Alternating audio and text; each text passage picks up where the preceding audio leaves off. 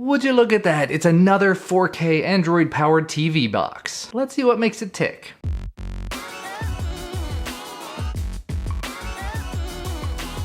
This is the MX3 4K TV box, as I mentioned. You can see here on the front of the box several of the things that it does support out of the box. Here on the side it mentions it has a 4-core CPU, 8-core GPU, H.265 support, Wi-Fi, 1000 megabit LAN, eMMC storage, and it has Kodi built in. Some more specifics, it has the Amlogic S812 quad-core chip, 2 gigs of RAM, 16 gigs of storage, Bluetooth 4, 802.11 ABGN Wi-Fi, and Android 5.1. I haven't actually seen any of these TV boxes that have Android 6 yet, or realistically any that come with Android TV, so we take what we can get. But inside of the box, power brick wall wart with an output of 5 volts at 2 amps. Not really sure why that couldn't have been a micro USB charger, but okay. A USB on the go adapter, remote control. Not a bad looking remote either. It's got kind of a brushed finish, but it's all plastic. And it does take 2 AAA batteries that do not appear to be included. You've got a relatively short HDMI cable. I'm gonna say somewhere between 2 and 3 feet. You've got a quick setup guide, basic operations guide down here on the bottom. Tells you to connect to HDMI, connect to a power source, plug in USB for the mouse, some basic operations of it, language settings, how to connect to the internet using Wi-Fi or Ethernet, how to set up Bluetooth and set up a hotspot, and then finally, of course, the device itself. Definitely not the smallest little TV box I've ever seen, but it mentions the MX3 branding, 4K, YCC team, I'm guessing that's the company behind it, gigabit here on the front, power button. Does not appear to have anything on the front, but I would assume there's an IR receiver hidden in here somewhere because the remote does have the little IR blaster. On the bottom, there appear to be 4 fan grills. On the side, you have a micro SD card slot, USB on the go, 2 full-size USB ports, and that almost looks like an SD card slot, but I don't think it is. The other side, there's a whole bunch of nothing, and on the back, you have your power port, AV, which I would assume is 3.5mm, Ethernet, which it's mentioned in a few places is gigabit, HDMI port, and SPDIF, optical audio output. So if that's a thing that you need, awesome. At this point, it's probably about time to hook it up and see what it looks like. All right, so just a little bit later, actually probably a long time later, I've gone ahead and set everything up. I went through the setup process, the startup process. All it really did was take about 20 seconds and showed a couple of logos. And this is the screen that you're presented with. You see you can get online video, you have a recommended page, my apps, local stuff, a TV cleaner, and settings. And then down at the bottom, you've got a bunch of things that don't actually tell you what they do. One mentions 4K. This I would believe is Kodi. This is probably a file browser, a web browser, pictures, Google Play Store, probably some sort of Android debugging something. And if you wanted to add something else to this little quick launcher, you could do that. And there's your Android device settings, just pretty standard stuff there. Just go ahead and check it. This should be Lollipop. So down here it says it's Android version 5.1.1. But before we do anything else, we kind of need to make sure we're on Wi-Fi. So we'll set up Wi-Fi. We also, as you saw there, had Ethernet as an option. And we've connected to Wi-Fi successfully. A little bit tricky using this remote, but not too bad. Looking at display, unfortunately everything's going to be 1080p for right now because the capture device I'm using is 1080p only, but I'll test it after the fact using 4K and just see what it's capable of. But it shows here 1080p 60. And it's set to auto switch to the best resolution possible. That's the best one for the setup I'm currently at. Now the other thing I'm noticing here, and I can't actually tap on it because I don't have a touch screen or anything, at the very top of the screen you can see that little hashtag, which tells me this is a rooted device, which is very nice. Now just looking elsewhere in here, you've got storage and reset. It says we have a total of 12 gigs of storage available. In apps it says it's got 700 megs used, nothing else and really anything else, with 11 gigs available. That's where you do your factory data reset to. As far as the apps that come pre-installed, you have these things I'm not familiar with. Dangbei Assistant, Fishing Joy, there's Kodi and MX Player and Netflix, Skype and TV Files Manager, bunch of Android stuff, App Installer, Black Hole, Camera, not sure why you'd need that on this device. I guess maybe if you had a USB camera it might work. Google stuff, Google Play Services, Media Center, Miracast, Movie Player. So what I saw on the home screen there was a 4K movie player. That's if you're using 4K. That phone stuff, again, not sure why they wouldn't have pulled that out. System Updater, and YouTube. And just to get back to it, let's go back here and we'll take a look at what some of these things do. Online video gives you Netflix, YouTube, Kodi, and you can add more stuff to it. Recommend, pulls up recommended apps, Media Center, Miracast, and Skype. My Apps brings up, should be all of the apps that are installed. So the first one there was App Installer. Not really sure about that one, but I'm guessing that would go from APK files. Dangbei.com Assistant, I'm honestly just going to avoid that one. Fishing Joy looks like a game. Maps, again, not sure why you'd need that on this. Netflix, Movie Player, PPPoE, update and backup.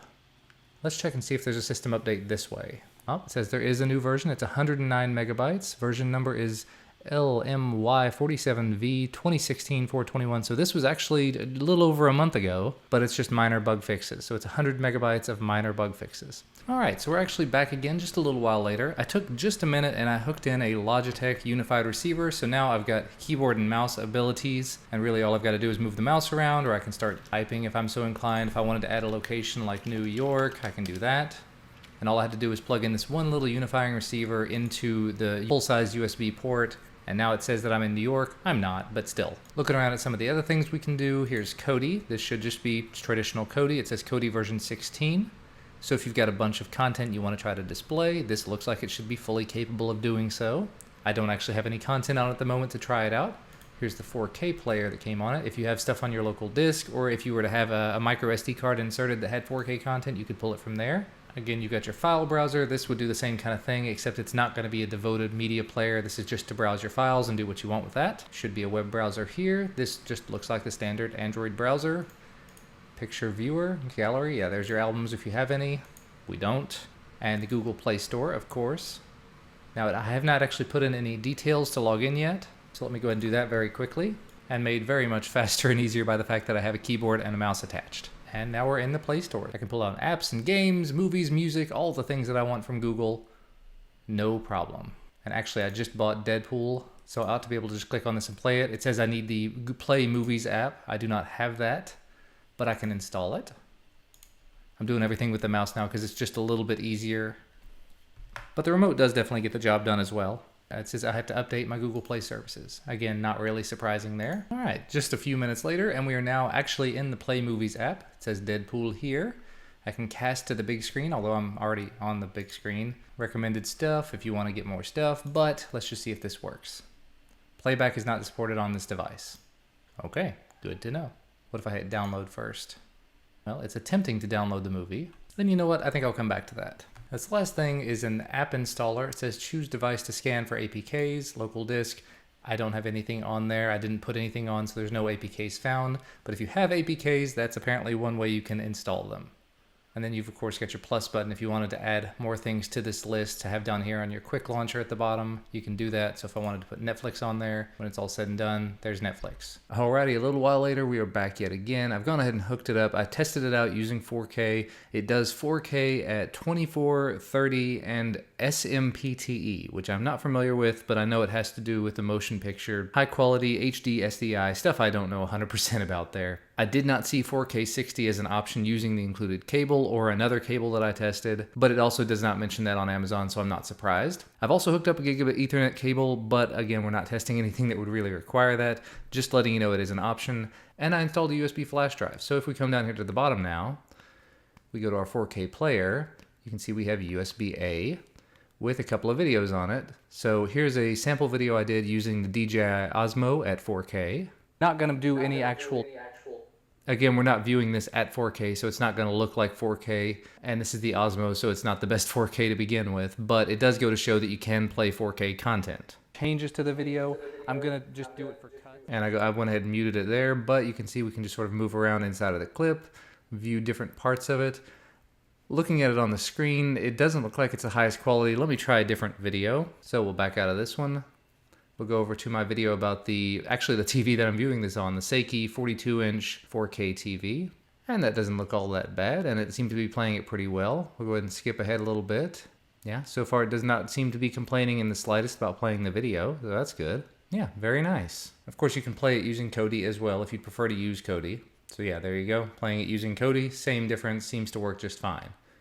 Nice that they do provide multiple options though. And just as a minor update, I did come back out and check out the Google Play Movies, and as you can see, it does load up. The tiny amount of time I spent in here, it did not look amazing. Yeah, you can see it looks very blotchy and very grainy, and I downloaded an HD copy, supposedly, so I don't know what's going on there. But for copyright reasons, I'm going to go ahead and stop it. So I'm just going to say the Google Play Movies app may not be the best to use on this device, but it does appear to work as long as you're willing to download the videos. And to go ahead and wrap this up, because I have been going on for entirely too long, let me just say, I'm not a gigantic fan of the launcher, but it does get the job done. Looking over the Amazon listing for it and everything, it appears to tick all of the boxes that it says it does. The one thing I would say, it is Lollipop, it's not Marshmallow, and I don't know if you're going to be seeing any updates on it. It's got 2 gigs of RAM and a relatively limited amount of storage. It's 16 gigs, 12 gigs of which you actually get, but you can expand that with USB and micro SD cards. So for the price point at $72, this might be worth taking a look at. I'll put a link to where you can find it down in the video description. Thanks to the company for sending this out for me to take a look at. Thanks to you guys for watching. Remember to leave a thumbs up down below if you like this video. Subscribe to receive more videos when they become available, and we'll see you again next time.